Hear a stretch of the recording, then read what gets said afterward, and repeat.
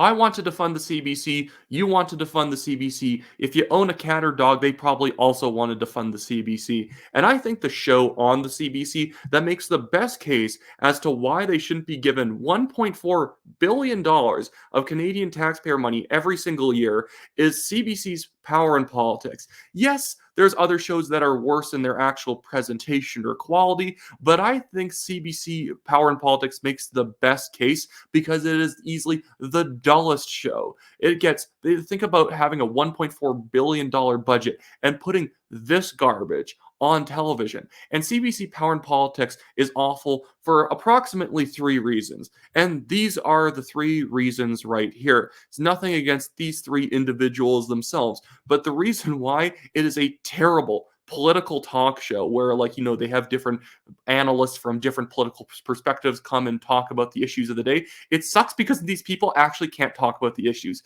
because either they are lobbyists or they basically are still doing PR work for the party that they favor. They can say nothing that a party does not approve of or will not lose them lobbying clients. It is the worst show ever because the show fails at doing what it is meant to do. It is to have 3 partisan people come on and discuss political issues who cannot even discuss the issues because they have too much invested in not saying anything controversial or not contradicting the party that they are obviously still either working for or at least still heavily in touch with. It's not just like 3 conservative NDP and liberal journalists talking. They're all opinionated and it's kind of being controversial actually kind of helps them get attention. That would maybe be interesting. These 3 people, they can't say anything because they're working for random big businesses in terms of lobbying. They're still doing comms for the NDP, or they run a strategy firm and they're trying to get clients in and they have to be hyper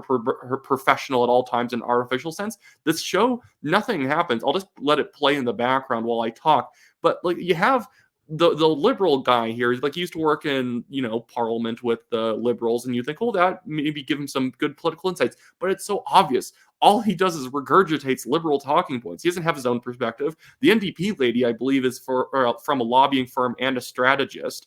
And then Fred Delory there, the conservative on the panel, who worked as Aaron O'Toole's manager in the 21 election, he's right now working for a lobby firm while he's on the CBC show. So he can't say anything that's actually that political. He'll just basically explain what's going on. Like the host there, who I'm actually most concerned for the health of because this is such a dull show, he's probably suffering. He will actually pitch them sometimes interesting topics to talk about. Tucker Carlson, or in this segment, they're talking about Ken McDonald, the Liberal MP from Avalon, basically saying that none of his constituents like Justin Trudeau. And even Fred Delory, who should be able to go in hard on this issue, he basically just describes, yes, this is very bad for Justin Trudeau. It's you have a Liberal MP basically saying people don't like the Prime Minister. Yes, very bad.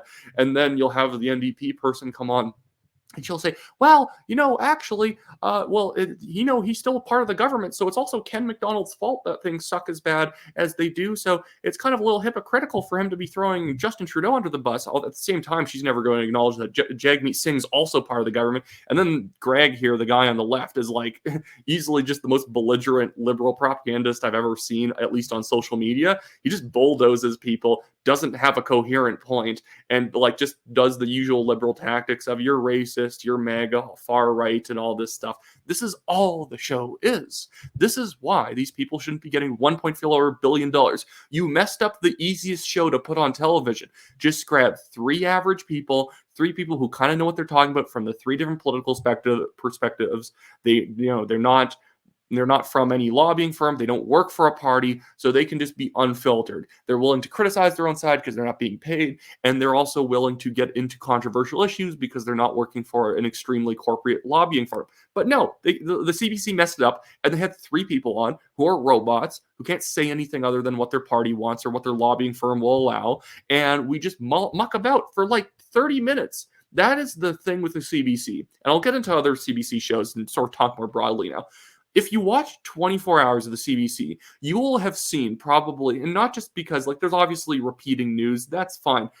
In the national, CBC The National. When Daniel Boardman and I, like my co-host here at the National Telegraph, when we sat down to do an episode of his show, The Worst of the CBC, we watched a 45-minute episode of The National, and they repeated in that 45 minutes the same story 6 times from ever so slightly different angles, and you could tell it was just the same journalist basically getting all the footage to do this. It wasn't like, okay, it's the same story, but here's 3 very unique angles, and we still have to travel across the country to do it. No, it was like it was some indigenous people in Canada visiting the Vatican, and they did it like 5 times, and each time they redid the story, they would just interview a different person that was there, and it didn't add any real like content. It was just stuff.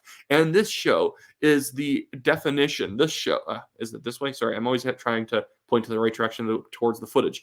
This show is stuff personified. They're just talking about stuff. They're not saying anything about it. They're just describing the stuff. And every once in a while, some liberal guy will say something absolutely crazy, and Fred Deloria will be like, oh, well, that's not quite fair, and then nothing will really happen, because they're not supposed to say anything.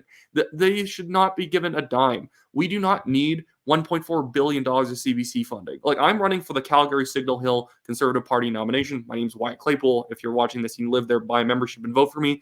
But this is why whenever people say, well, the CBC is part of Canada's heritage. No, the Canada's heritage is this. It's 3 lobbyists talking about nothing.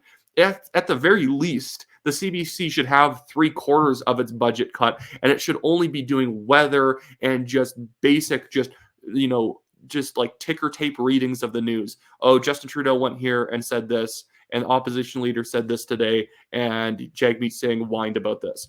That's all it should be. It maybe some northern radio shows in places where you couldn't run a radio show at a profit. Fair enough.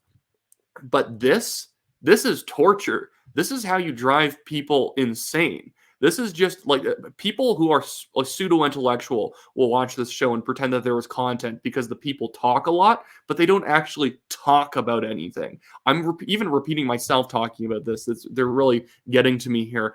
You should actually go and watch this. I will leave a link to this episode of Power and Politics in the description. Go watch this show. It is boring. It's horrible. This is what's wrong with Canadian politics.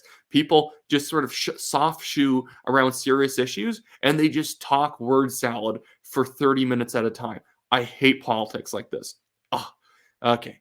Anyways, that should be it for me today. If you want to donate to the Give, Send, Go legal fund in the description below, that really helps myself, the National Telegraph, out. We have a billionaire developer suing us over nothing. He doesn't have any evidence we've done something wrong. He's just offended at whatever we said in an article about him, which we fully based off previous reports from the Globe and Mail. We said nothing unique about him, but he's mad at us and he thinks he can bully us to give him an apology. Anyways, that doesn't really matter too much. If you want to donate, sure. If you don't donate, we're not going anywhere. And if you want to, again, buy membership for me, if you live in the Calgary Signal Hill riding, we want real conservatives representing strong conservative ridings. So if you could do that for me, that's brilliant. My website, WyattClaypool.com, is in the description of the video below if you want to go sign up for the email list. And other than that, that should be it for me, and I'll be back again with another